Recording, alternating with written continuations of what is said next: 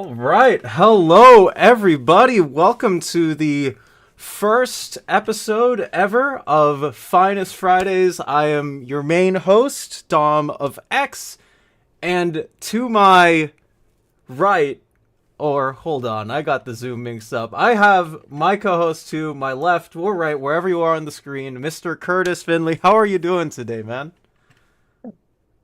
There we go. You fixed it. I fixed it. Yeah, I'm doing really great. Yes. Welcome, everybody. Yes, my name is Curtis Findley from the Finest DC channel, also from the Epic Marvel podcast, and ready to talk about some new books, Indeedy, some man. stuff that's coming out in the future, the very, very near future. It is a very near future to us, and by near future, I mean we got 6 weeks, I think, before these books come out, right? Because it is the last, Yeah, yeah, it's the last week of the month, which means we're almost there, guys. We are almost there to what'll hopefully be a brand new and long-lasting era for DC Comics and both of us in general. We got, let's see if I can show some of these. I am trying to work out a new thing here, guys. Let me see if I can get some of the chat overlays going. If over of because I'm trying out a brand new thing, guys, with OBS, and I'm still trying to figure out how to use. Let's see if I can show. I don't know why it's not it showing. was working when we tested it last week. It was working. Okay, there we go. Oh, So we got there we James. go. We got James here with the our Yeah. Mr. Moderator, if you would allow it.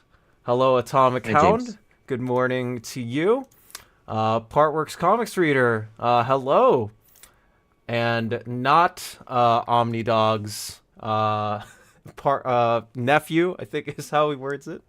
Hello, Ryan. Good to see you. Ultra Mega Nicola. Okay. Hello from the West Coast. Good to see you as well.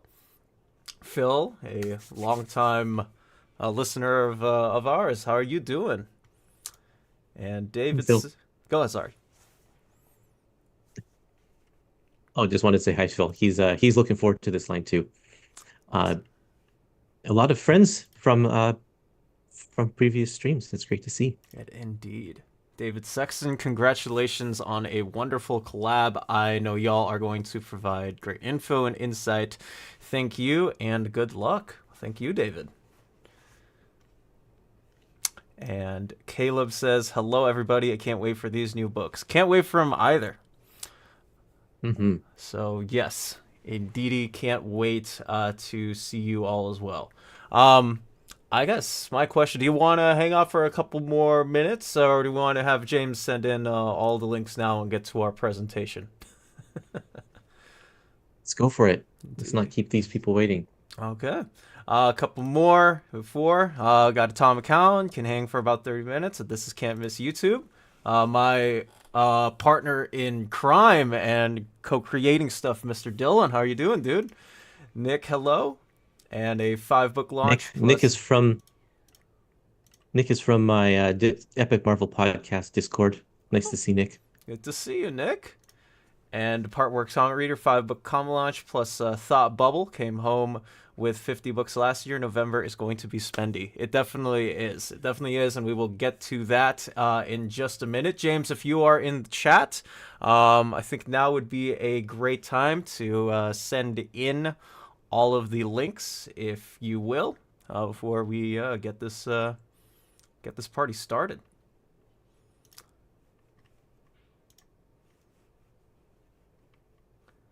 Let me see if okay. Azar Abdullah, hell yo, 1 a.m. here in Malaysia. What a podcast to accompany me doing some inking. Well, glad you can make it Very with us, cool. man. We appreciate it. That's Um, that's awesome. and want to give a big thanks to James for all of the links below. You can obviously find Curtis here on his main YouTube channel at Finest DC, or it's called the Finest DC channel. Of course, he has his Instagram, which you can follow there as well as Twitter, right there. And the Facebook group here is, or they should say the Facebook page. I apologize. Thank you, Mr. James, for linking all of those.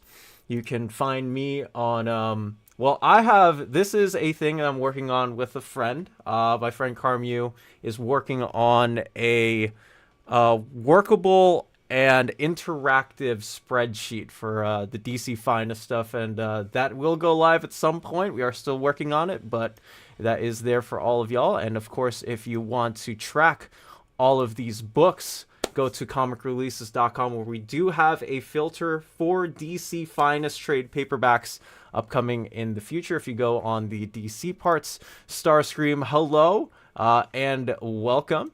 Hopefully all of these will be awesome. And yes, Phil, please like the video and the stream right now so we can continue to keep on doing these. So thank you one and all. Let's go ahead and get to the meat and bones of this specific stream.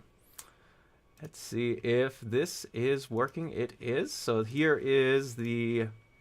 Let me see if I can work around these. Okay, so these are working.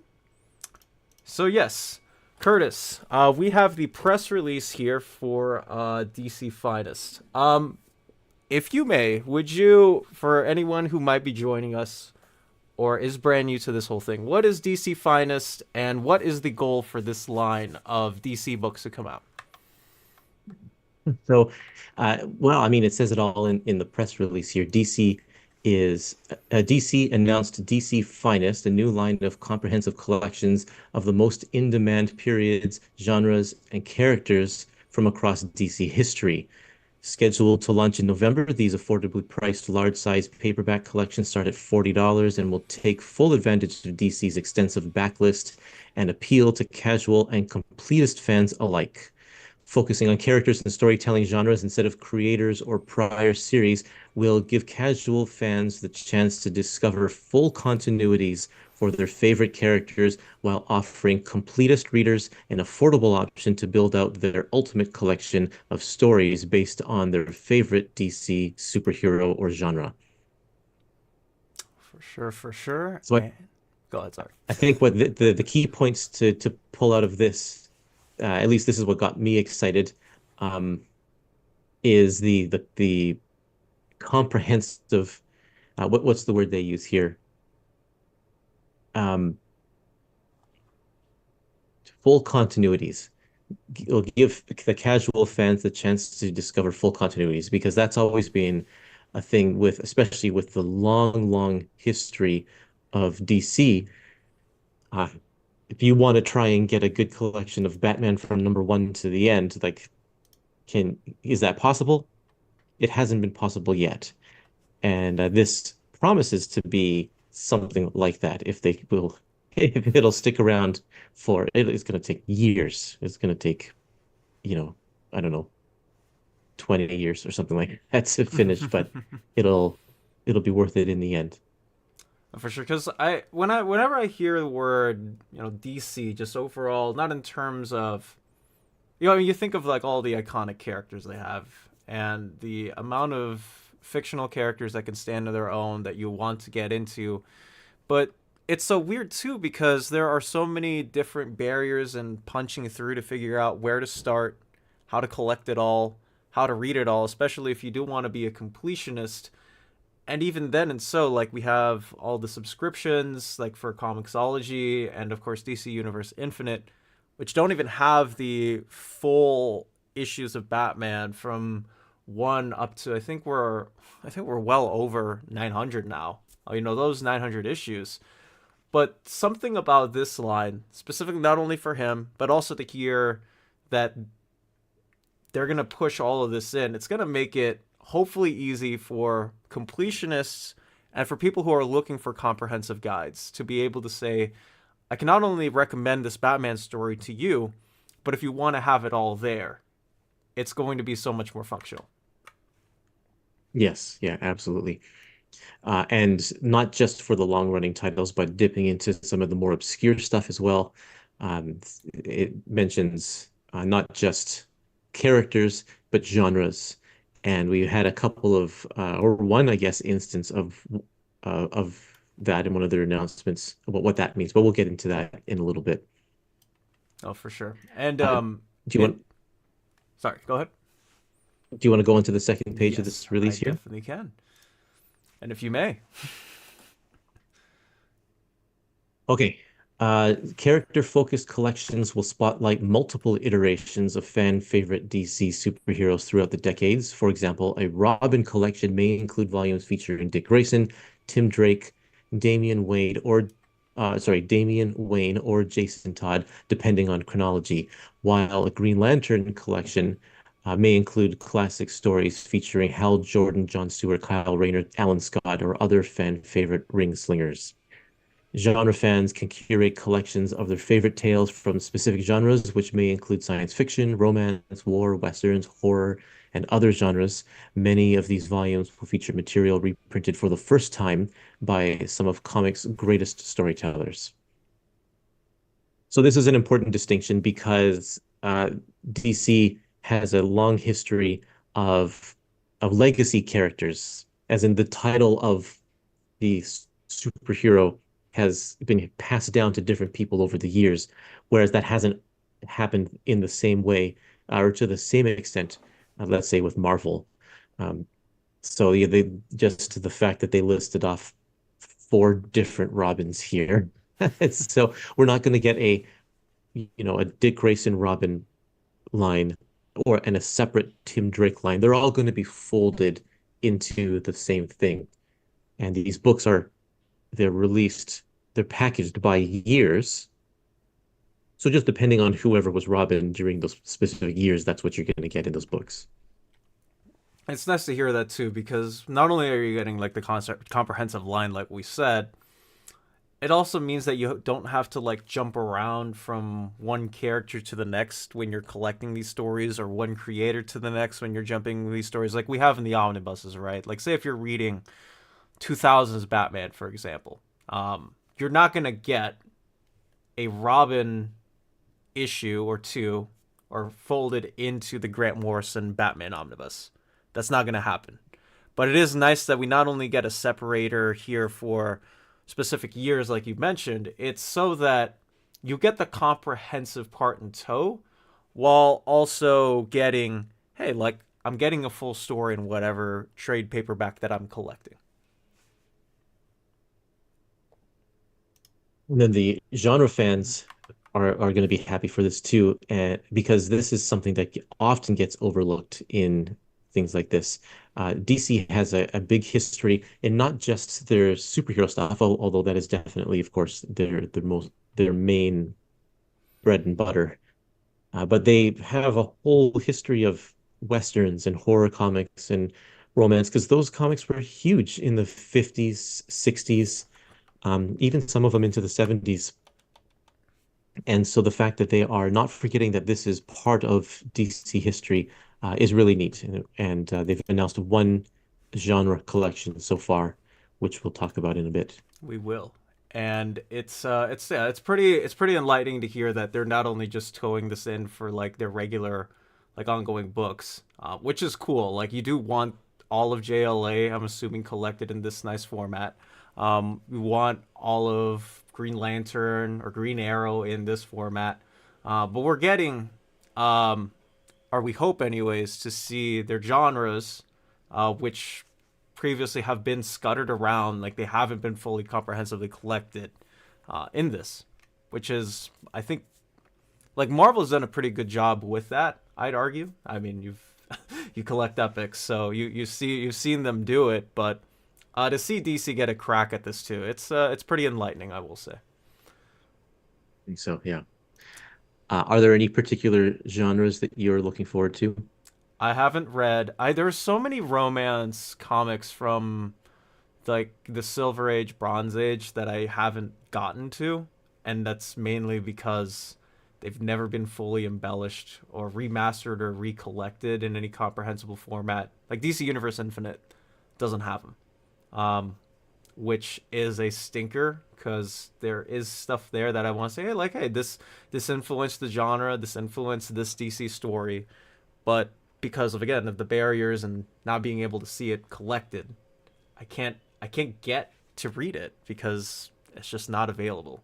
So getting to see something like this is it's pretty nice, I will say. Now, I'm pretty sure last time I checked, DC Unlimited was not available in Canada, so I haven't been able to check that out. Um, but if it works anything like Marvel Unlimited, Hmm. the only comics that they're going to have on there are stuff that they've already, scanned in and Hmm. restored. And so, yes, a lot of this stuff isn't there just because it hasn't been touched Hmm. for the longest time. They haven't gone back and actually made them digitally available. And so once they're published in these collections, then they Hmm. should be showing up. We got some good comments here. We do. One from Atomic Hound saying Sergeant Rock, Haunted Tank, Unknown Soldier, Losers, Enemy Ace. Those are all good candidates for this format, and I don't know if they would fold those all um, into a war collection or if they would get each one of them their own line. And some of them, like especially Sergeant Rock and Enemy Ace and stuff, they went on for a while, so um, they could have their own standalone title and not be folded Mhm. into a war genre. I have actually a really good comment here, maybe a separate question for the both of us. Partworks Comic Reader says, going the compendium route for 90s Robin, I'll favor Finest if it's coming soon, but am format agnostic if thick trade paperbacks are already coming from a different cover. Do you think that DC is maybe overextending itself with both the compendium format as well as the Finest, or do you think that they're good with pushing out those two separate formats at the same time? Oh, I think they have to. Not every format is for every person. People have different interests and different ways they like to collect, different ways they like to read. And so I think that they can't put all of their eggs in one basket. They have to have multiple things. That's so like Mm-hmm. omnibus is still a thing, and yeah, these compendiums, the people who follow only writers or only artists will want to have collections focused on those people. And so these compendiums as well, they're perfect for the people who just want, just this era of Robin all collected in these big books. There's something like, what are they like 800, 900 pages Yeah, or some of something? It's them are over a ridiculous. thousand pages big, which is Wow. yeah, pretty. That's pretty big for a That's compendium. it's too big for me. I uh, don't, yeah, that's pretty huge. it is, but yeah, I don't think there's anything wrong with like trying out two separate things, especially like both turn to like work out well. Like you do get people who just want to read Dixon, Nightwing, or maybe just John's JSA and don't want anything else. And I think that's fine. There's a I don't think there's anything wrong with. We'll obviously have to see if DC continues on doing those compendiums and how continued well off they're doing. But it is a wait and see. Ultra Megalonicla asks, so far I think we can say, given on the announced title so far, that the DC Finest cutoff is going to be Flashpoint. So everything prior to New 52. Yeah, that's right. That's what it seems like. So the back cover has a timeline of all of the years, um, going back to the very beginning of it with the dawn of Superman, and then the last date on there is 2011, which is Flashpoint. So yeah, it's safe to say that that is currently their stopping point, but they could always change that. And yes, do we have any insights as of the moment if any of the Vertigo titles will be candidates for the DC Finest format? Well, no, we don't have any insight. In fact, I should start a list of questions that we want to ask DC. I That's a good completely one. agree. I think the I'll write one this down. I think the one atomic that will probably get its way on there just simply for the team is Doom Patrol. I could definitely see Grant Morrison's and Rachel Pollack's Doom Patrol end up on their way on DC Finest just because of the team name and because of just for the branding in and continuity. I don't know if we get anything like Invisibles, but I think there is a good shot that we will probably get some. How much we have no idea yet. They haven't Yeah, indicated anything as of the stuff that's been pulled up to late July of next year. Stuff that originally was published by DC that's been folded into the Vertigo line will also probably, like Swamp Thing, would most likely be getting a DC Mhm, Finest line at mhm, some point. And so I think we can safely mhm, say that. But I mean, as far as the creator-owned Vertigo stuff, that's a little bit different. I don't mhm, think we're going to see like Fable's DC Finest. mhm, Um, but you never know. They might do that. They make compendiums. mhm. Yeah, anything is possible, especially from what we've seen both companies do. Like again, just even have this format is nice in and of itself. So yeah, never throw anything out of the blue. Like maybe someday we'll get the Invisibles and DC Finest, even though we have complete collections of that. You never know with DC. Same with Hellblazer because they're putting those two Delano omnibuses out, and a lot of those trade paperbacks are out of print.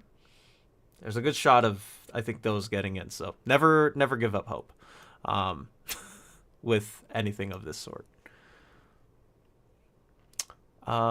So a couple of other comments. Yeah, Nightwing 1 came in around 1,000. Robin 1 over 1,100. Those are big books, big compendiums for At, at sure. that point, at that point, they really do need to be hardcover with, proper sewn binding so that it just reads a little bit better and you're not cracking the paperback Mm-hmm. spine.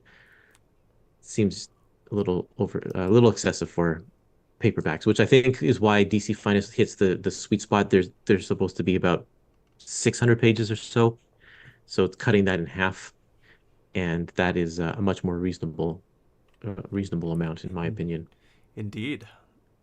I think my other thing would be: do you want to show them all the Catwoman video now, or the thing that you sent me along before we get into the trade paperbacks? All right, let's go ahead Yeah, and yeah, let's take a look. let's do it. So what we're going to look at here is a galley copy of Catwoman's DC Finest collection, and a galley copy is a preview copy that DC or a publisher puts together to get a feel for what the end product will be. Oftentimes, it's used to test certain paper or to test ink or to just see what the cover is going to look like and or what the printed pages will look like. It's all a test. And so it's not necessarily 100% what the finished product will look like, but it kind of gives us a cool idea. And so this was given to me by my friend Tom Campbell, who is a librarian and went to a librarian conference where DC had a booth, and they had a couple of these galley editions of DC Finest books. And so at the end of the event, apparently they were just giving them away because they're not the actual book. And so this is a good chance to see what the book is kind of going to look like. I like the uniformity on these. I mean, that's something I've always admired about the archives and the showcases. But it's nice to have just have this on. Even the table of contents and the legal information and the editorial information. Having it all succinctly there is cool. I like it when they have I like it when they have stuff like that. Yeah. And so I released this as a video on my YouTube channel and spoke along with it and saying kind of a lot of the same things. You can see here that the contents in this book don't match the contents of the table of contents. The table of contents says that these should start with the Action Comics issues, but this one obviously here, as you can see, starts with Catwoman #1, and that's just because again, this is just a test to test out the width of the book or whatever. So they just stuck the first 23 issues of Catwoman in this book to get an idea of it. But we can still see that the printing looks great, the colors are nice, and the colors are the super saturated original colors that they use Mm-hmm. for their reprints. Marvel does the same thing, but it looks nice. The spine, they're all gonna they're all going to match if you put them all side by side. The date's going to be on the spine, the dates of the years that are covered in this collection. So no volume numbers, but having the dates on there will act as the volume numbers and will tell you which order you should be putting these books in. Which is nice, especially if like if you have I think if you have any modern DC shelf now, because a lot of the modern DC books that are coming out now don't have volume numbers on their spines. I think just mainly from my understanding of what people at my comic shop told me, my boss told me, is if someone's walking into a bookstore and they see a DC comic, they don't want to be hampered by, oh, this is volume 10. I have to pick up the other nine. I can just pick it up and grab and go wherever it goes. But to at least have like some indicia of, hey, this is what year they're publishing these in. This is what's coming out. I think it's a nice thing to have, especially if you're getting all of these. You want to know where you're going, obviously. Yeah. Well, and as long as there's something on the inside that says what came before or what comes after or something like that, then that's fine. But yeah, if, in theory, you should be able to pick up any book, regardless of the volume number, and be able to jump in and enjoy it. That's kind of how comics have always worked, especially with, when we're talking about 80 years of history. We're not, yeah, thanks, James, for adding that link there. Indeed. Thank you, Mr. Yeah, James. it's not going to be you're not going to have access to all of it or whatever, but you should be able to find out if I want the beginning part of the story or if I want the next volume, what am I going to read? Exactly. So having the dates on the spine is really nice, I think. So you can see here's the back. It's there's no advertisement on the inside or backside cover. Those will be there, I'm sure, in the finished product. And there's also no bonus features at the back, but that doesn't mean that there won't be bonus features. I don't know if there will be any bonus features in these books, but they just didn't have it in this galley edition. See if I can stop at the moment where we see a bit of the what the back looks like, because we in the press release photos that they sent out, they didn't have the they had the lorem ipsum like filler text, but they didn't have anything remarking. There we go. They didn't have anything specifically along the lines of like, oh, these are like this is the definitive thing. This is what it's gonna look like. Um, Right. I'd like the timeline on the bottom and having the years highlighted. I think that's probably my favorite thing of the back design of these matters, in my opinion, anyways. Yeah, and along with that, the covers, having a sampling of the covers on the back is also really nice so that you can plainly see what era we're talking about as well. And sometimes, because sometimes, it's you can't tell just by the front what, I mean, sometimes you can, what you're talking about and such. So to have the sample on the back so we can see, oh yeah, there's the costumes that this character's wearing, or here's some artists that are involved Mm-hmm. and that kind of thing. Because yeah, like Marvel has the cool, nice thing about like for their omnibuses, anyways, how we have like a lot like all the back covers on the back. Even getting like some of the covers, getting some of the covers in, I think is like a neat feature, that they had it. And yeah, yeah, I was happy to see the galley proof because the DC Finest build quality was my main concern before pre-ordering, and it's completely understandable. You'd never want to pre-order something that you don't know what you're getting out of. But yeah, I guess just to have more of something out there, especially for something like this that's brand new, tested, or hasn't been tested. We want to be able to see what we're pre-ordering and all that stuff before getting out. So.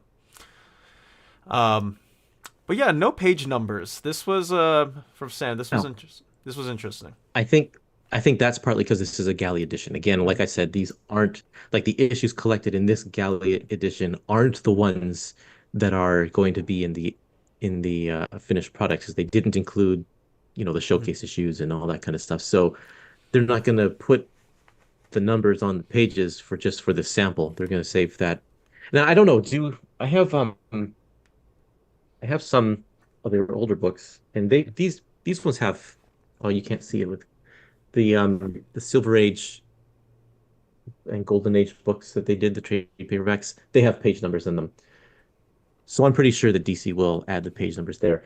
The only hard part is they tend not to put page numbers on issues that have full bleed art because they don't want to put it over top of the art. So as long as there's a white Mhm. border around the pages, they'll include page numbers. I'm Sure. pretty sure. And yes, I'd love to see the extra features, and I like extra features, even if it's like just one page of a script or like a couple of extra variant covers that they just couldn't stick in between. I know that's Catwoman. I know that there weren't variant covers around in the late '80s, but it is nice to have even some sketches too. I mean, I would be cool to see. Hey, like this is how Jim Balent thought out the Catwoman costume design or some character designs. So yeah, that's epic for sure. Steven says, yeah, I can see the 39.99 to be a good introductory price to draw us epic collectors. I like that they're sticking to the 39.99 model. I know that they said earlier this year that it was going to be all 34.99, but I think you and I, when we went on the stream on Omar's channel back in March or late February, that we were interested to see like at that starting at. I like that they're keeping it at this price for all of these books. It's not just $39.99 for Batman and then like $49.99 for like these five other books. Like they're keeping it there, and that's what I'm happy about. Well, and they're doing that because all of them happen to be around 600 pages so Mm-hmm. far. If they have one that has more of a, 400 page count, then maybe that one's 34.99, which is why they say starting at, Mm-hmm. because, some other books might be thinner. Mm-hmm. Um, and yeah, it's a nice price point for 600 pages. That's really good. And I think, you know, the more the more sheets of paper you buy, the better discount you get that's for DC, of course. So I think that's why they're able to keep the price a little bit lower here because they're just buying in bulk. No, for sure.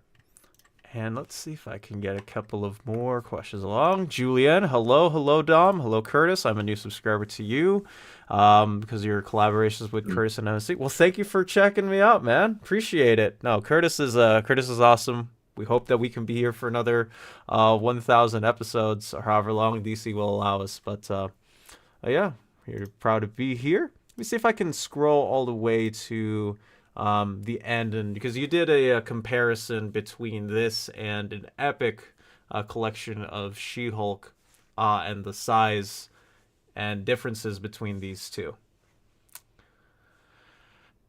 Yeah, so one thing about galley editions is they're not necessarily also trimmed at the same size because it's just a one-off or whatever.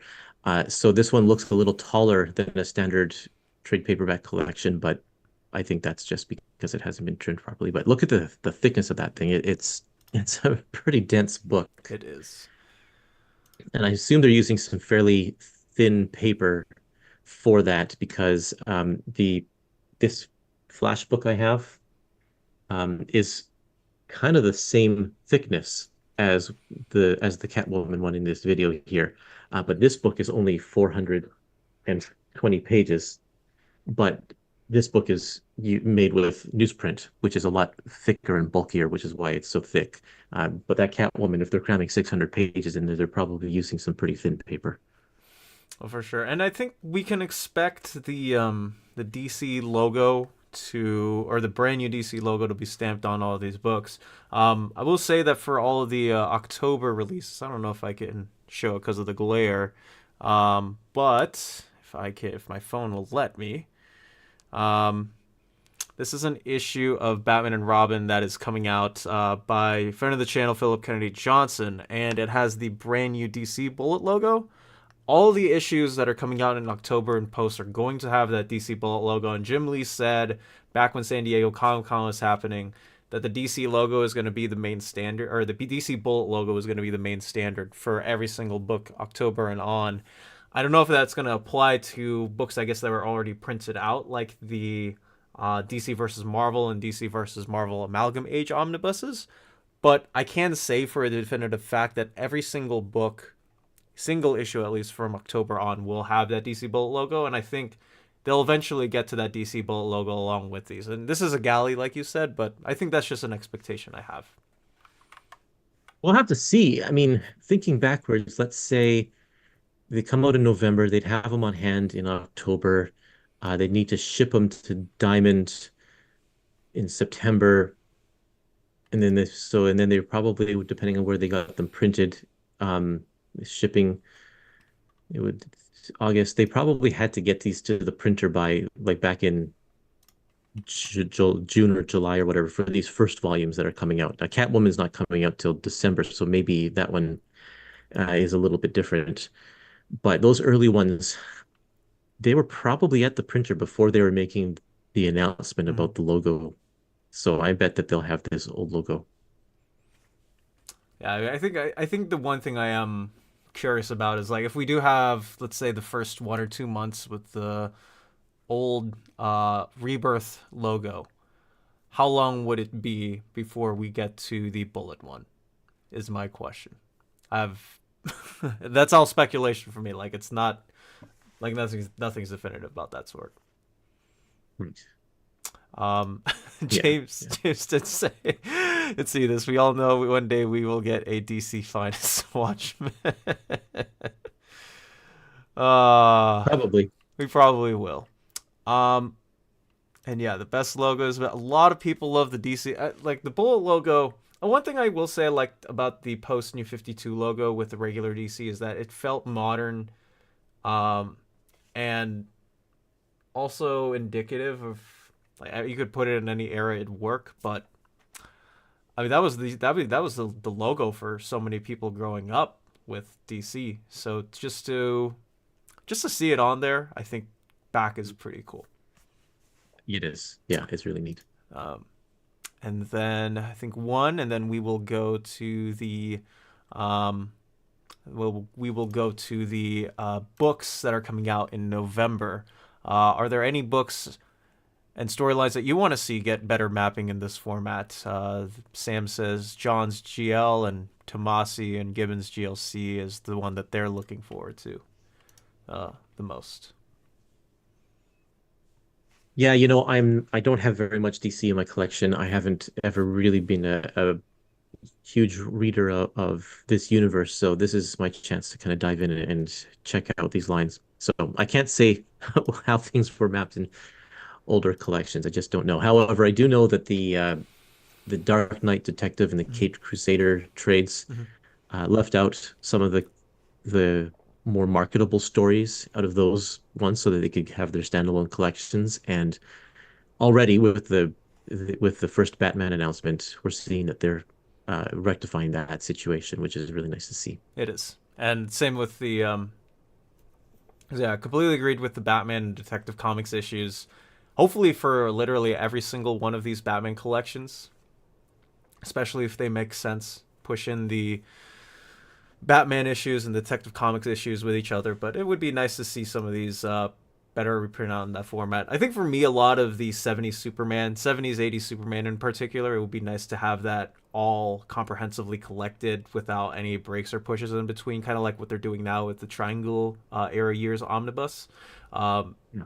because there are a lot of lines that just interconnect and weave together, and we haven't gotten the chance to get decent reading orders of any of that sort of material yet. And then mapping printing issues happen. It happened with the John's JSA trade paperbacks, which is probably why they're going to compendium format on that, because they messed up the formatting on those JSA by Jeff Johns trades. So um, Oh wow. yeah, so it would be cool to definitely have those for sure. Let me know in the or in the chat below, guys, if there are any that you are looking all forward to. But let's go ahead and talk about the November books because we got five of them. So the first one that's coming out on November 5th, Kurtis was completely nice enough to put these together. Of course, you can follow him on all the socials where he'll be posting these too. So very clean designs here. But yeah, first we got Superman, The Coming of Superman, on sale November the 5th. Collecting action 1 through 25, Superman 1 through 25, and Your World's Fair number 1. These were big issues though as well. Some of them were 60, like the Action Comics ones were 60 pages or whatever. It's worth noting that they are only pulling the Superman stories out of those issues of Action Comics. They're not collecting any of the other ones, which I think is too bad. One thing that um I liked about the Superman archives is that when these all these books is that when those issues came out, they had everything in them, even like the text stories that didn't relate and stuff like that. They collected the full issues, and it would have been nice to see that kind of thing. But I can understand, we're already talking how many Superman Golden Age Omnis are there? There's like eight of them or Hmm. something. And if they just split those in half, that means there's going to be 16 DC Finest volumes of just Golden Age Superman, which is a lot. So cutting out the non-Superman related stuff is probably the way to go there. Oh, for sure. I mean, that's a lot of Superman to get to. And I don't think, especially if you have so many other lines to push out, theoretically, I mean, this could take a decade and some to get all of Golden Yeah. Age in DC Finest. And, I don't think if we want to keep readers engaged, it's nice to start off with the beginning, especially for soups. Like, this is, like, Mark Waid, Kurt Busiek. There are a lot of creators who have written for DC that point to these stories as, like, the template for superhero comics. But at the same time, if you want to keep readers engaged, you don't want to push out just Golden Age stuff, or you will lose, I think, a bit of that readership. Which is nice, like, they're jumping around. And that's part of the brilliance of this line as well, is that they are not going to go in order because that's been their MO for so long with the archives. They started at the beginning with Superman Chronicles. They started at the beginning with Showcase. They started at the beginning.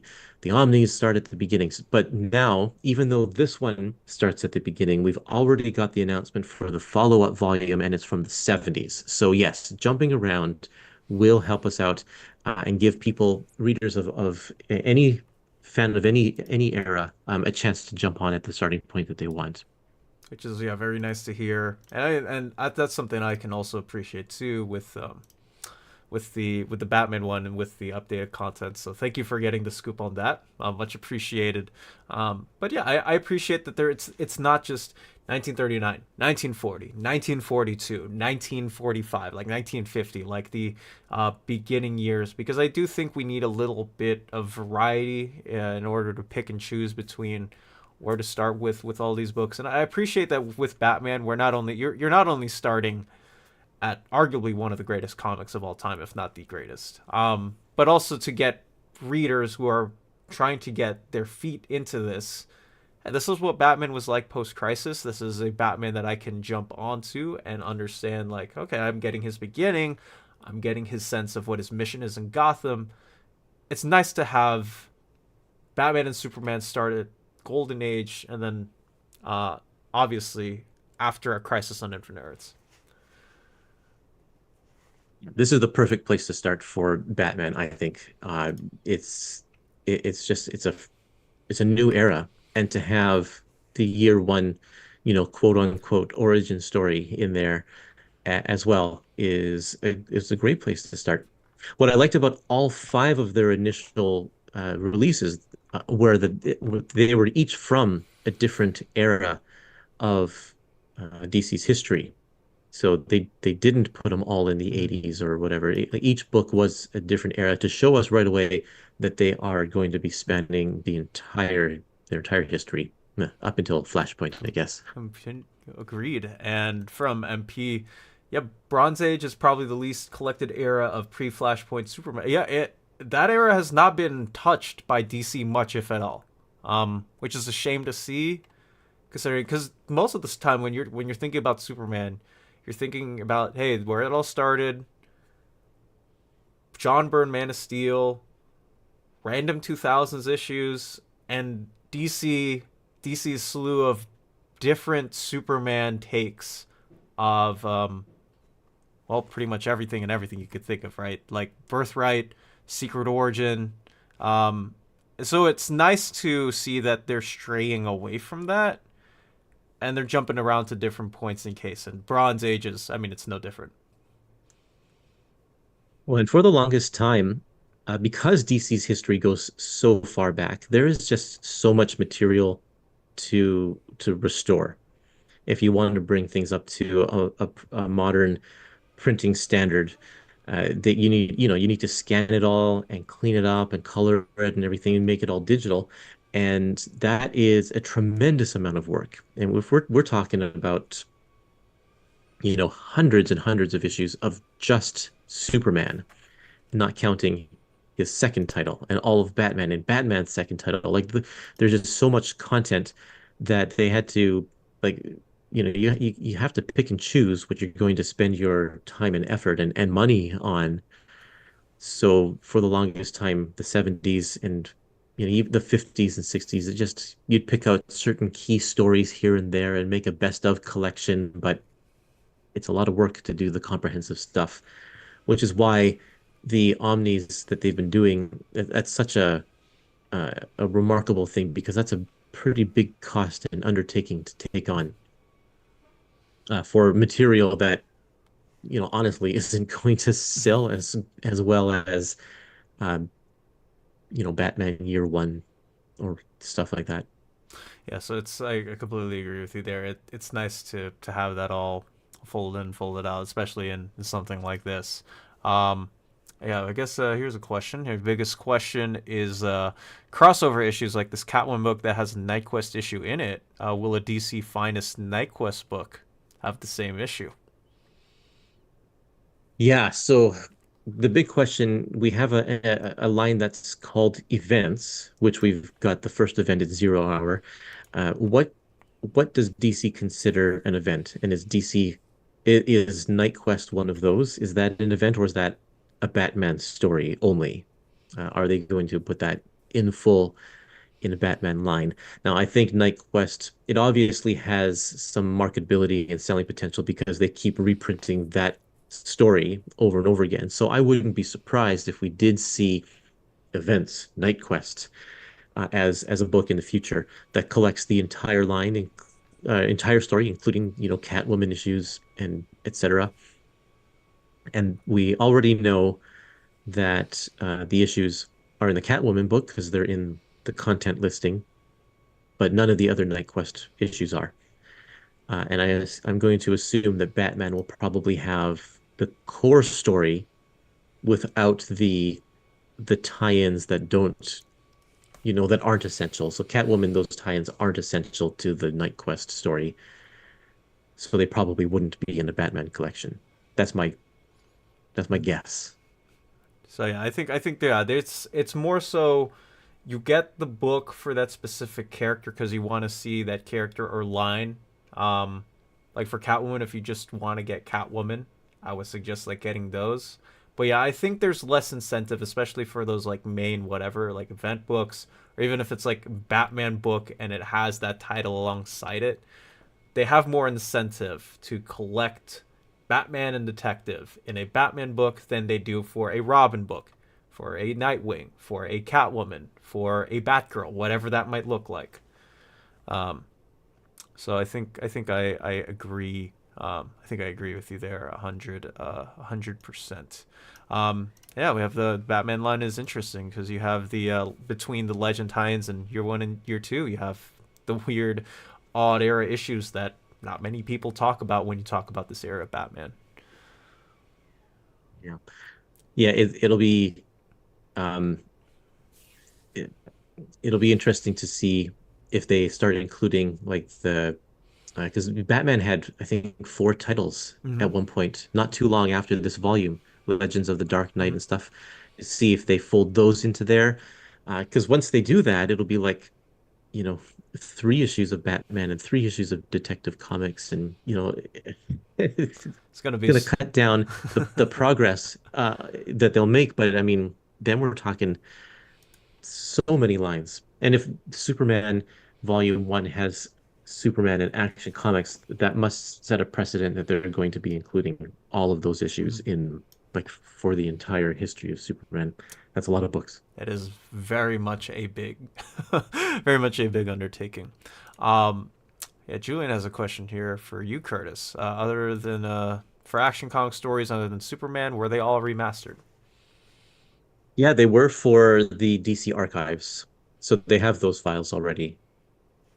So yeah, that is a very, very much a nice thing to have. And Up, yeah, up, up to a certain point, hmm. up until when the archives stopped.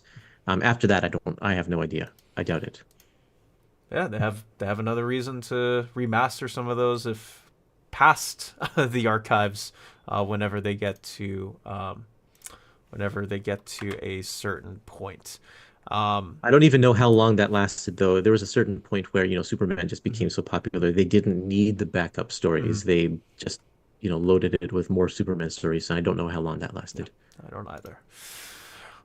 Question from RWB7210. I wonder what DC will do with continuity backfill stories like the Joker, the Man Who Laughs one shot that Brubaker and Doug Mankey did. Well, I will say that a future collection is collecting Killing Joke right after this specific title for Batman, so they're not jumping around, at least for now, with Batman. My guess is they probably will, just based on the fact that we're getting Killing Joke in a larger, comprehensive DC Finest Collected Edition. Um, I don't see why they wouldn't, especially if it makes sense along with the title and the era. It's not like Elseworlds, for example, right, where it's like a completely different story but told around the same time with any of these characters, or even stuff like Gotham by Gaslight, right? It's if it makes sense within the continuity and if it is New Earth, like 1938 to 2011 continuity, I would have no doubt that they would probably collect those in DC Finest. No, I agree with that. Um, and and I guess, yeah, how do you think they'll determine the mapping order for Batman, especially as Batman never had a triangle era system equivalent during this era?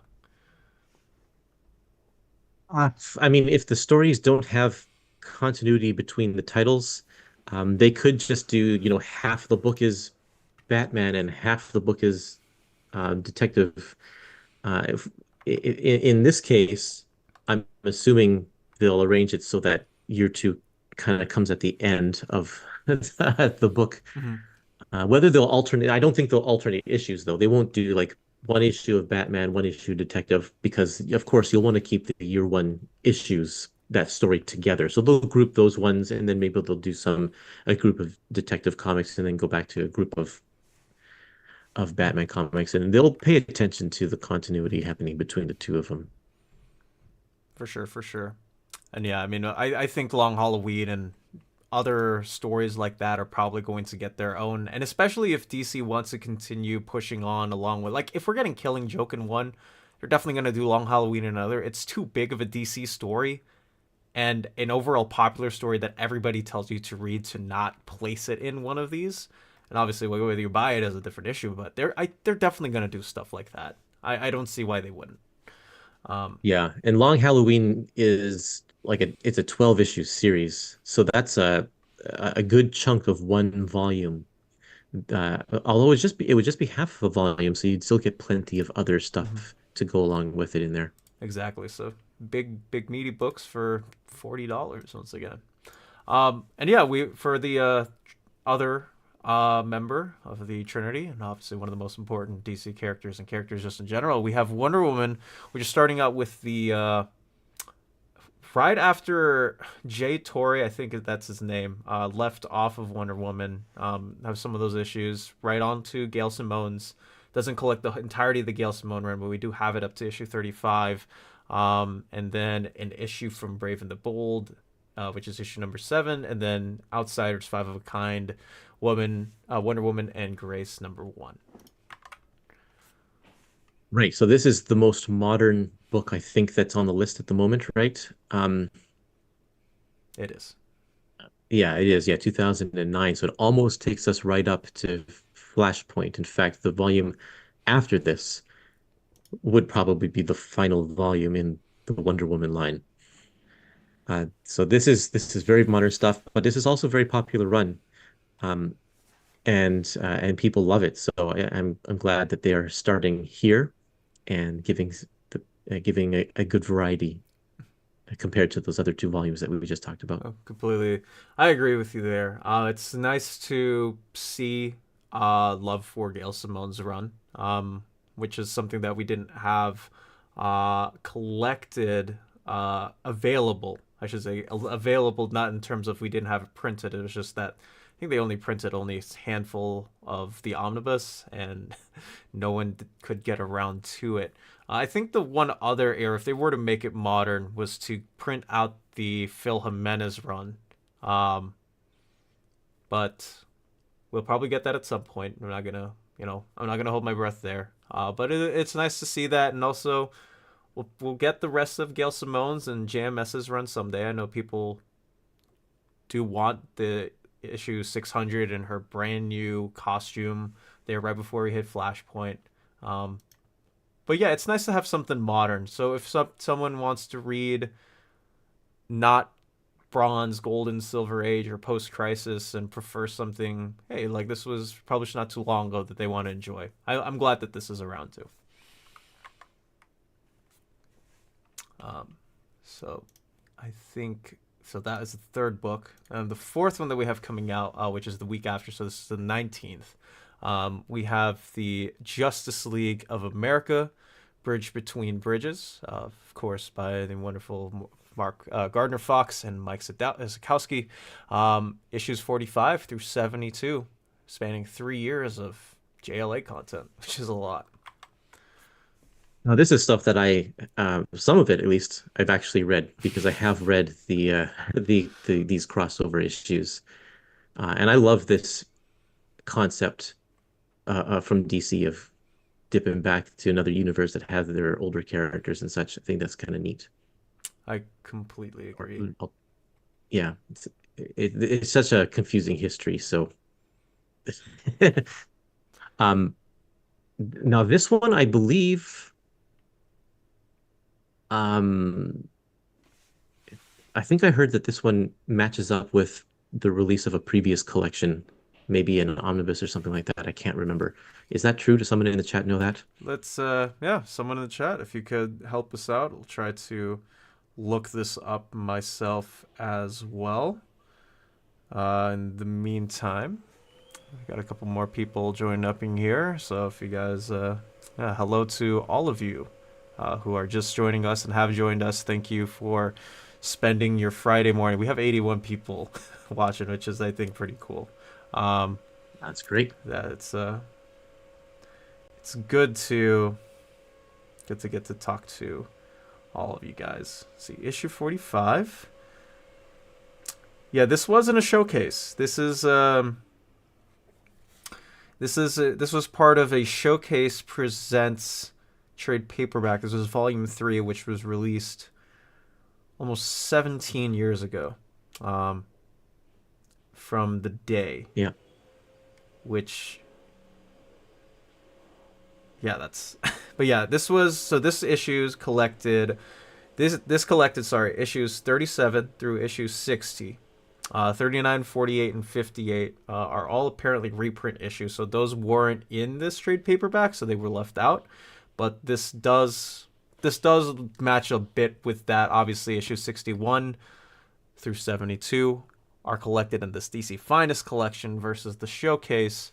But yeah, we do have overlap on that. Also, the Showcase collection was in black and white. Those were big black and white books. From 17 years ago, just to keep the price point down. And I guess they didn't have to do all of the same restoration and such. They just were able to get the content out. But nice to have some of this stuff in color. And a few of these issues, the way that I read them, they were in specific crisis collections, little trade paperbacks. For sure. So yeah, obviously these are going to be in full color. Compared to the Showcase, but DC has shown that, well, they do have the files for there, and yeah, appreciate them coming out with that. And then the last one that we have for November is the beginnings of Barry Allen as the Flash, as presented in Showcase issues 4, 8, 13, and 30, and 14, 4, 8, 13, and 14, and the Flash 105 to 123. Right. And again, Showcase had different stories. They weren't all the Flash, and so we're only getting the Flash-related content here. And this stuff I have read as well, because I showed you this book earlier, The Silver Age, Volume 1. So I have this one here, which is a lot of the same content.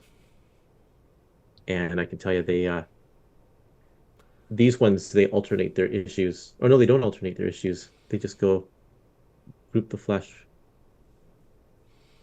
Oh no, it's all chronological. So yeah, the showcase stuff, and then he gets his own title Mm-hmm. with Flash 105. Something got renamed. Mm-hmm. For sure, for sure. I'm happy that this is like a lot of people do point to the Barry Allen Silver Age stuff as a decent jumping on point, especially if you are trying to read Flash. And the one thing I like about not only Barry but also Jay and Wally, um, and characters like that is that there's so many different eras to pick and choose from. Like if they wanted to put out like Jay Garrick stuff, they could probably push in JSA issues if they want to do that. Um, but I appreciate that they're starting here because the other jumping on point with Barry probably would have been, hey, we're gonna give you uh, like Flash Rogue's Revenge from Blackest Night and then Flash Rebirth with Jeff Johns in like 2009 and then the 12 issues. But I like that they're starting off here in the mid late 50s for this specific line and character. Well, and just like Superman is the indication of the beginning of the Golden Age, this is the indication of the beginning of the Silver Age. So, many historians and such point to Showcase 4 with the debut of this character as the start of a new era for all of comics. They use this as kind of the reference point for Silver Age comics. It is, and yes, a lot of people love this the Silver Age line, especially Flash. I think one thing that DC has shown is um, their willingness to put out a lot of these Silver Age lines, not only just for Flash but also for Green Lantern, um, Doom Patrol, characters like those, dream teams like those that it just makes sense to push out. Especially too, like we have a lot of Wally content already accessible. The William Mester Lopes omnibus was just put out not too long ago. Of course, you have Right. Wade and Johns as like the backspace templates specifically for those. But yeah, I feel Owen say there are a lot of Jay Garrick stories, Flash, All Flash, Comics Cavalcade, All Star. No, for sure. I would actually really like to see if they can restore any of those Jay Garrick stories. And push them in DC Finest as well. I'd love to have those on my bookshelf. I just don't have collected edition access to them. Mhm. But that is what we do have for the November for the DC Finest press releases. I think for the next couple of hold on, I'm still trying to work the kinks out. All right, there we go. I think for the next couple of minutes,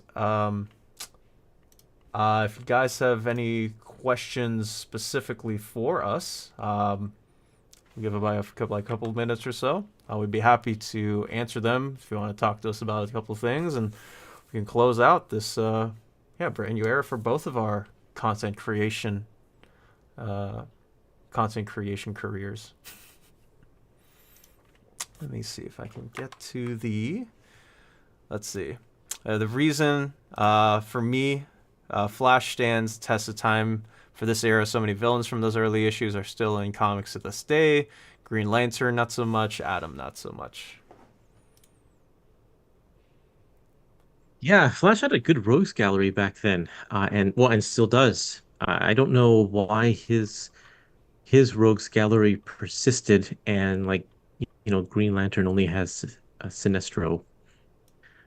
It's interesting how that works sometimes, Mm-hmm. but there certainly were a lot of random weird villains for Green Lantern back in the day.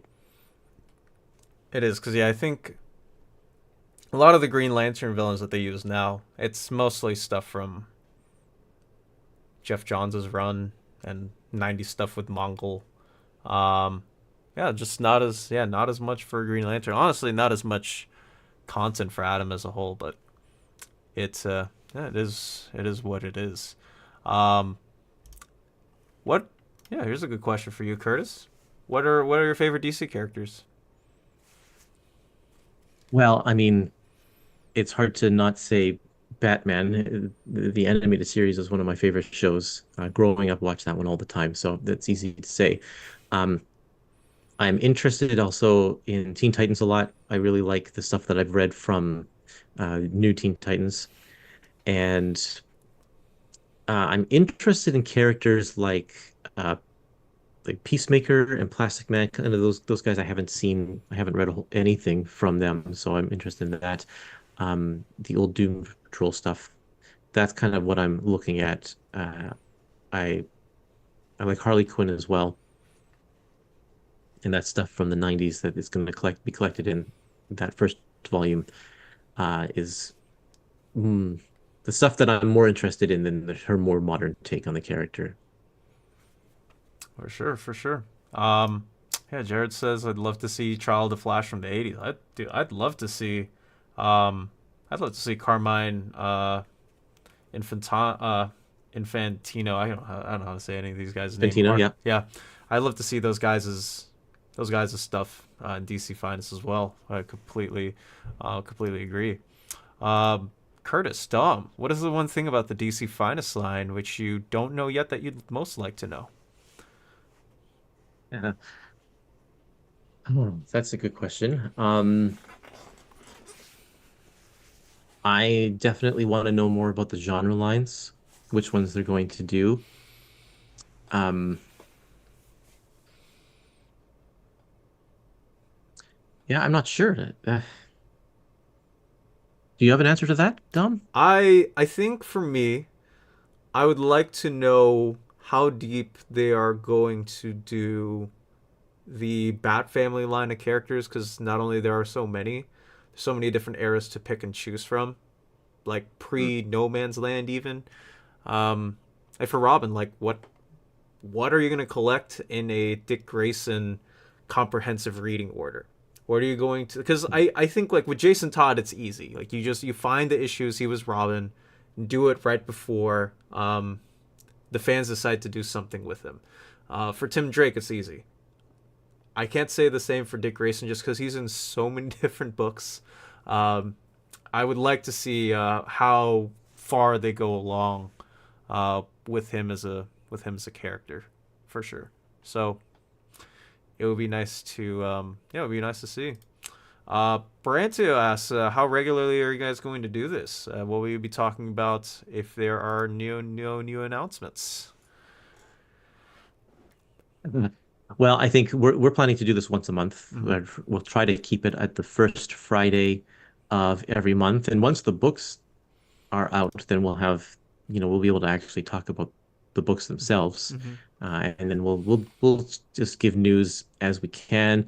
Um, I'm try to have an ongoing conversation with some folks at DC to try and get some information out of them. Sometimes they Mm-hmm.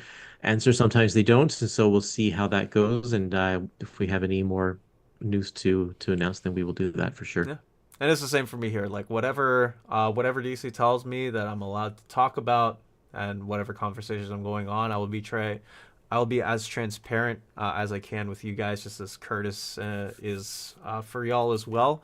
But yeah, once a month is the plan because I want to read these books too. You know, these aren't like small, compact size editions that are like 200 pages, 990. I mean, these are 600, like you said, 600 pages on average. Some of these books, like I want to like refresh my memory on too. I don't remember everything Well, from yeah. mid 80s Batman, but I want to re-remember it. And those early volumes of Golden Age and Silver Age stuff are dense because there's a lot of dialogue, a lot of exposition in all of them. So it'll take a long time Mm-hmm. to even read one volume. Yeah, Yeah. it's gonna take a while, but we promise that we will be up to speed as much as possible for y'all. That is what we're both hoping for with this series, obviously on our own separate channels.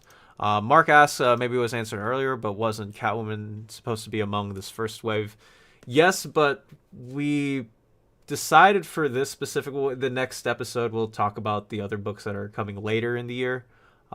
This is just like a prep for y'all, but we just wanted to go over the books that were coming out in November, and then move along forward as each episode goes along. Yeah.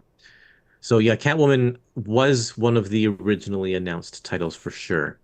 And that I guess for whatever reason they decided to switch up the publishing order, or maybe that was the intention all along, and they just wanted that book for their initial announcement.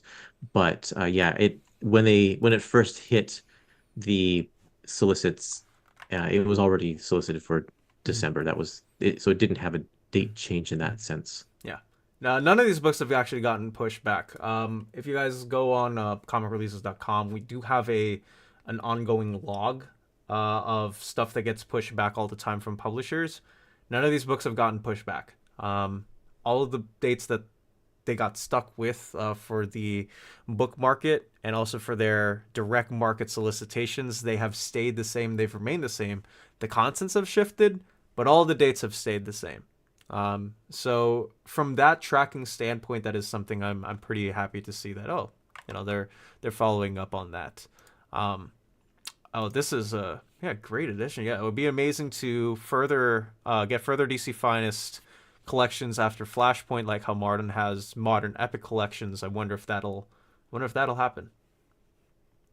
I'm sure it'll happen at some point, but I'm not in a rush for that because just 1939 to 19 or to 2011 is 80 years. Like that's enough to start with. And of stuff that hasn't been collected comprehensively, Mm-hmm. like anything past New 52, because that's already in the age of trade paperbacks. They just put it through the machine. Single issues, gets the small collections, gets the omnibus treatment or whatever. You can find that stuff easily. The stuff that's pre-Flashpoint is a completely different story. Oh, for sure. I think yeah, it's everything from 2011 onwards. Like it'd be cool to see, oh, like Scott Snyder's Batman, or whatever it might be, or even just like regular Batman in general, like bouncing around between and getting all the crossovers in a comprehensive reading order. Like that would be cool. But I don't think that's priority number one right now because we already have a decent amount of those decently collected enough. And if not, you can go to your local comic book shop or anything of that sort to find those crossover trade paperbacks. And like you said, Kurtis, we're already getting those trades out. So there isn't a rush from DC to put all these post 2011 books out in that specific format. Um, Curtis, if you don't say Legion of Superheroes, Yes, I am definitely looking forward to that one. I haven't read a single issue of Legion of Superheroes, so that one is one that I definitely am interested in checking out. for sure. I'd like to see the Carrie Bates Flash Superman runs collected. Been reading it through digital scans, and they are great. Yeah, me too, man. Me too. 100%. Yeah, what are some more obscure Bronze Age, early post-crisis titles that you'd like to see collected in this format? Well, I don't know enough about DC to get into the obscure stuff, but I think there's that Mike Grell title Warlord that just got Warlord, yep. announced as an Mm-hmm. Omni Mm-hmm. Warlord, and it's just from people talking about it, and even before that announcement, that was one of the ones that kept on coming up in conversation about books that they would want to see in this line, and so I'm interested in checking that out because I don't uh, I don't know anything about it. I think for I'd also me, like to see. yeah, go sorry, go ahead, Yeah, sorry, go sorry. ahead. No, no, go ahead. I'd also like to see the Elseworlds, and if this can be a home for some old licensed stuff as well, I would really love to see DC get a deal with Edgar Rice Burroughs to reprint Tarzan.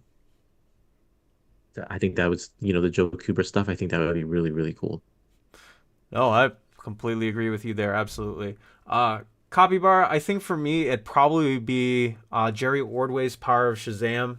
That I don't believe got fully fleshed out in the hardcover format that DC said it would, but it would be nice to have that all in DC Finest and see what the workarounds there with some of those early issues being public domain and accessible.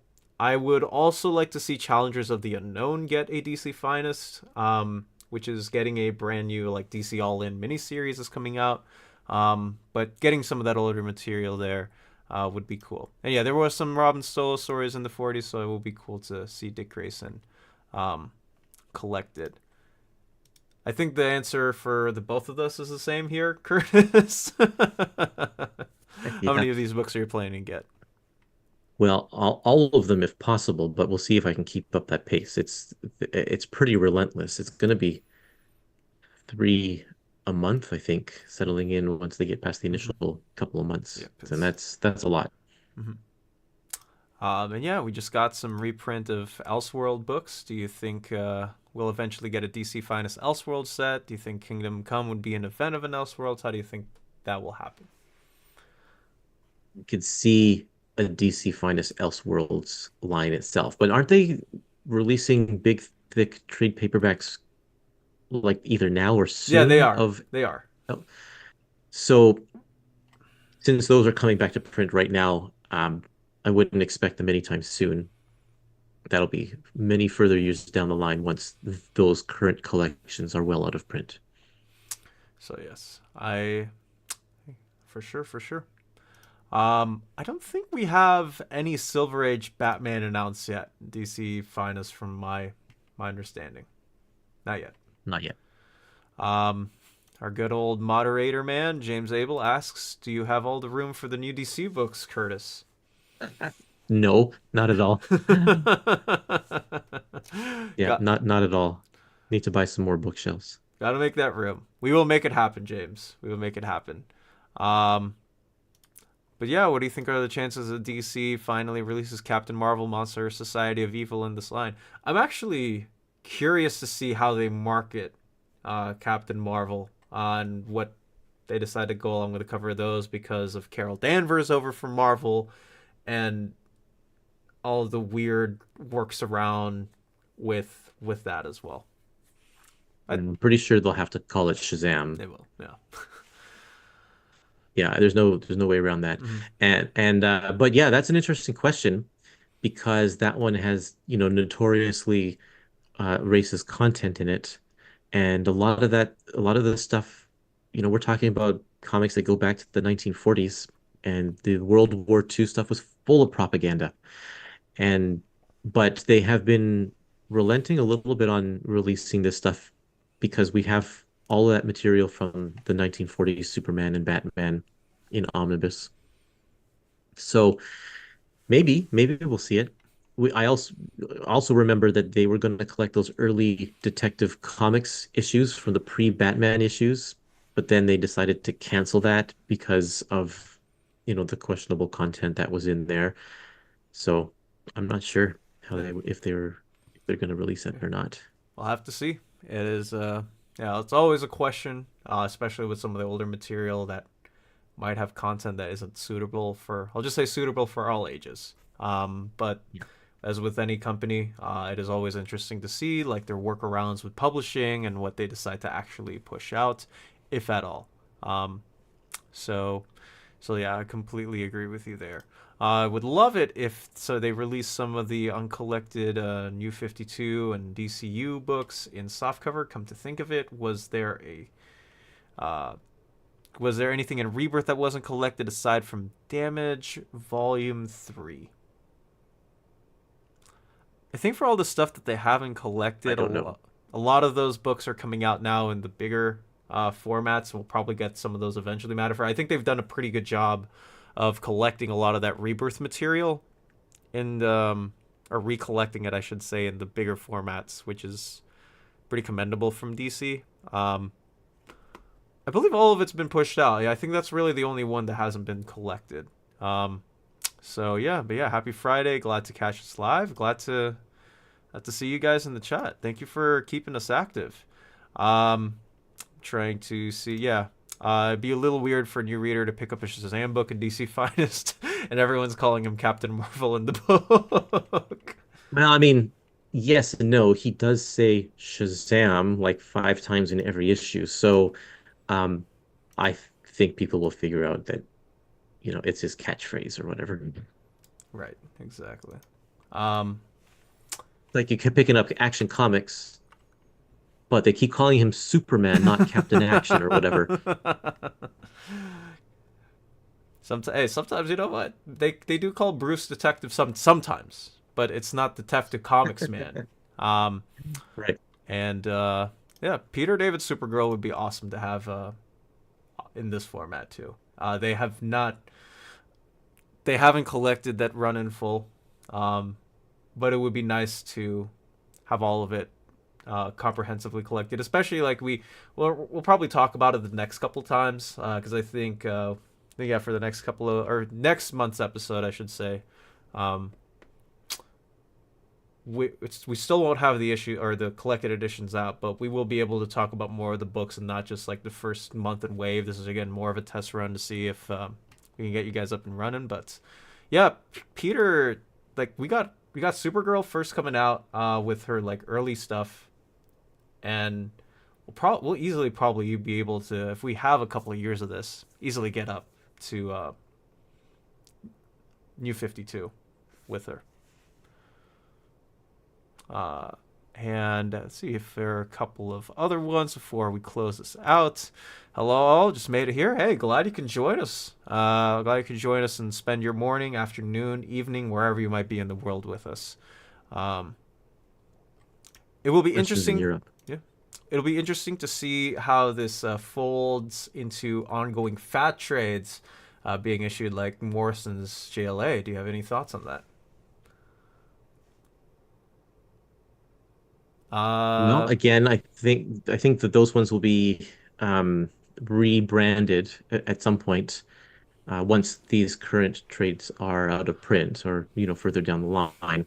But that is a hugely popular run of for DC. That one that I feel like they try to keep in print in different formats one way or another. So I'm pretty sure we'll see that sooner or later. Yeah, there's no way that they get to 1996 JLA and like not print it, especially if it's before 2011. If and the line is still going on strong, there are a lot of Yeah. people Well, out it'll there. definitely be Yeah, printed. It'll it'll definitely yeah. be included. Mhm. Just a matter of when they get Mhm. around to releasing those ones. Yeah, it would be nice to have Morrison, Wade, Kelly, Busiek, Johns, um, and even Meltzer and James Robinson all into one for the JLA fans. Um, yeah, just in general. I do have the first thick trade paperback.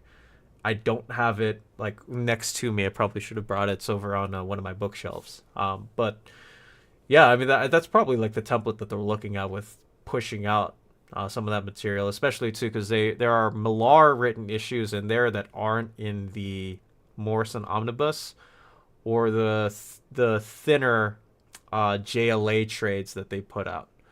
Um, Yeah, there you go. so it would be That's nice. what I would want them remapping it to include everything there. Mm-hmm. I still have my original JLA issues. I actually bought Oh, those ones when they came out back in the day. Um, one of the very few times I dipped into DC. oh man, no, and it's a good time. I think if you were a DC fan just trying to like get back into comics, especially like with DC like on the re up with JLA, JSA. Um, Man, I'm jealous now. You have the original JLA issues, and I'm over here with with reprints. Um, but let me see if I can get to a couple. Yeah, good evening, Karsten. Good to see you. Um, yeah, I did that DC collected James Tynan's Joker in big soft cover. They do it with all titles. Would be rad. Yeah, I mean, same here for yeah, all the DC finest. Yeah, I don't think they'll do anything in DC finest author specific. I think it's all going to be run specific. Longbow Hunters doesn't have Grell's name on it, which is, I think going forward is a good thing, specifically if they're gonna go with the full line and not just this is a this is an artist centric book. This is a writer centric book. It makes it for a better reading experience, and hopefully all the issues panning out to be in it instead of just it's by this person. Well, sometimes it'll be a good reading experience, sometimes it won't be. And that's the trade-off here is like if you have a creator centric collection, then obviously you're getting the story unfolded as they want to tell it. But once you start collecting them like strictly in chronological order in terms of production, in order to meet deadlines, they're always putting in fill-in issues Mm-hmm. and stuff. Sometimes that interrupted the story. So just because they had to make their printing deadlines. So yeah, it there might be those instances there that aren't as good a reading experience. Right. But I think in some cases, like if it's going to be a historical archive thing or even just like an archival thing, um, it might not be like for the best reviews, but maybe like you as a reader would get to know like, oh, like this is what happened in between breaks for these issues. I think the one example that I bring up is when Wade got taken off of Flash. Phil and Ryder comes in for an issue, and then Jeff Johns gets on the run, and then Wade only writes like like 6, 8, 10 more issues like after Johns gets off the book. Um, it's some of the instances of those where like you get to learn about more of the history of to maybe some of the behind the scenes or maybe what Mm. happened as far as some of these books are concerned, which is I don't think it's ever a bad thing. I think it's nice to be informed, even if it again it isn't the greatest reading experience. Maybe there is a break. You get to learn about something that you didn't know previously before. Max, hello. How are you doing? Um, what up, Big Rob? We're just about to get off soon. But yeah, Green Front, I have been waiting for a line like this, and I am all in. No pun intended. Hooray to bankruptcy. That is a that is Very a real. that is a strong statement. Hope to replace all of the old showcase volumes I regrettably sold and now in color. Mm. Do you have any of the showcase volumes? I do not. I think I might have gotten offered one because at our comic shop sometimes we do get people who sell like their old DC Marvel like collected editions and ask Mm. for them. It ended up being in like the bargain bin for our store because those I have books. Yeah. two. Okay. Let me see. I have two. I have Challengers of the Fantastic, or sorry, Challengers of the Unknown. Challengers of the Fantastic is the amalgam title. No, Challengers of the Unknown and Enemy Ace. I have those two. Oh, nice, nice, nice. Yeah. Yeah, I've always wanted one of them, and like yeah, bargain bin. I'm like looking at those JLA ones. I'm like, man, $2 for a trade paperback. But I think Oh, what you should do it. oh man, maybe if it's still in my shop. It's been a couple of years, but $2? That's great. I know for a trade paperback. DC finest Green Lantern Kyle Rayner is not, they will definitely get to Ron Mars's run. Um, I don't know when because we have those compendiums that are coming out, but they did say in the press release that Green Lantern will be. It won't be specific by character, but we'll get some of that up in time for sure. Um, so far I plan on getting at least 22 of the 31. That's a lot of DC Finest books. I mean, Yes, it is. 40 times 22. I mean, man, there's so much that you can do with with one DC Phil Owens doing his best Omar impression. Okay, let's not start that here, Phil. No, Let's not start that. it's just a stream between I friends don't trying to. I don't have that precedent He here does in now. this YouTube channel. Not indeed. Not indeed. We're just here to yeah, here to hang out. But I think that's gonna do it for the first episode of this. We've been here for 1.5 hours. I'd like to thank my co-host Kurtis for not only agreeing to do with this short term but also long term and hanging out with me on this Friday morning. Thank you for being here, my man. Of course, no, it's my pleasure and my honor to be part of this initial live stream. And yeah, thanks for the invitation. I do really appreciate it. Wow, gotta yeah, we're definitely gonna be here for the long run, and we want to give you guys out all the information as possible. And yeah, by the third episode, we should have a couple of these trade paperbacks on our bookshelves, so we can show them to all of you. We have a lot of content, both individually and collaboratively, that we cannot wait to show all of you guys. But that is it for me, James. If you want to, oh, there he is, James.